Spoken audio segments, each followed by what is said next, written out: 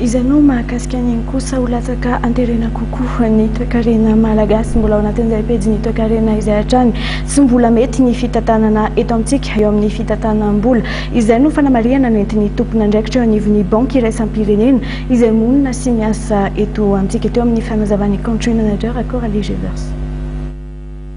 Voakian'ireo tompona andraikitra avy amin'ny banky iraisam-pirenena ny fitantanam-bola eto Madagasikara. Ambany dia ambany ny vola miditra ao anatin'ny kitapom-bola mpanjakana. Eo ihany koa ny fandaniana be loatra ataon'ireo orinasa mpanjakana sy dia miompana loatra ny amin'ny fodo-drafitrasa sy ny sosialim-bahoaka. Anisan'ny sakana lehibe ihany koa ny tsy fanomezan-danja ireo orinasa tsy miankina izay fototry ny fampandrosoana. Anjaran'ny fanjakana hoy Coralie Gevers izay country manager ny Banque mondiale ny manome ny singa ahafahan'ireo orinasa mifaninana amin'ny alalan'ny politika sy paikady maro-potitra. Tafiditra ao anatin'izany ny fampitoviana ireo aba setra izay alohan'ireo orinasa amin'ny fanjakana. Le premier obstacle est vraiment lié à la gestion des finances publiques, ce qui n'est pas une surprise pour vous, c'était le sujet des discussions aujourd'hui. Je sais qu'il y a eu plusieurs questions sur ce sujet.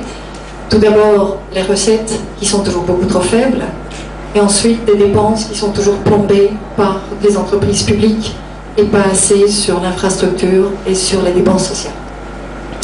Le deuxième aspect, le deuxième blocage se trouve plutôt au niveau du développement du secteur privé, qui est le moteur de la croissance à Madagascar et partout ailleurs d'ailleurs.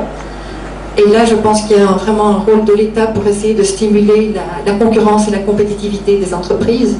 Il y a vraiment des politiques d'État qui peuvent être mises en place. Il faut que la taxation soit égalitaire et s'applique à tout le monde de la même façon.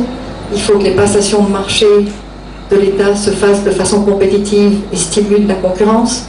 Il faut que l'infrastructure soit construite pour que tout le secteur privé soit un peu plus stimulé et accès à cette infrastructure, que ce soit l'énergie ou les routes.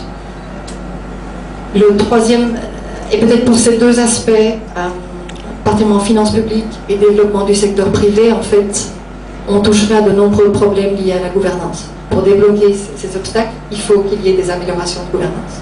Betsaka ny lesoka sy sakana mbola mahatonga Madagasikara latsaka ny katerina. Mbola manjaka ny tsy fahaiza-mitandana raha ny fanamariana izay nataon'ny tompona andraikitra avy amin'ny banky iraisam-pirenena.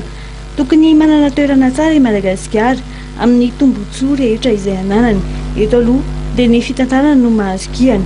Efa nisy kosa ny ezaka tamin'ny taon-dasa nahazontsika fanampiana avo roeny fa mbola tsy ampy ireo ezaka izay mila asiana tosika indrindra ny fanomezan-danja ny ara-tsiosara.